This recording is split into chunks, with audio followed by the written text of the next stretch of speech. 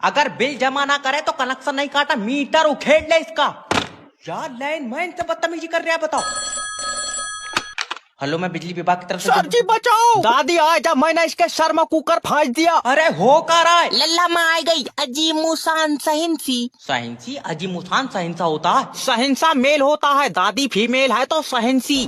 तो तू ये बता, लाइनमैन को क्यों मार रहे हो? इसने हमारी बत्ती काटी है। क्योंकि बिल जमा नहीं है तुम्हारा। लल्ला मैंने इसके हाथ पकड़ लिए, तू इसकी टांगा मोड़ कर मत्थे पे लगाए थे। अरे बुढ़िया मर जाएगा वो। इसने मेरी बत्ती काटी है, मैं इसकी गिठा बांध दूंगी। दादी बिल जमा नहीं है तुम्हारा, कुंडी तो कटेगी। 85,000 कैसे आएगी? कैसे आएगा? तुम्हारे पोते ने इस्तेमाल करी होगी। कितनी इस्तेमाल करी होगी? मेरे पोते ने चुम्मी ले ली तेरी लाइट की। नील बुढ़िया। लल्ला मैंने लाइनमैन का नाक मुंह दबाई लिया। सर जी बचाओ।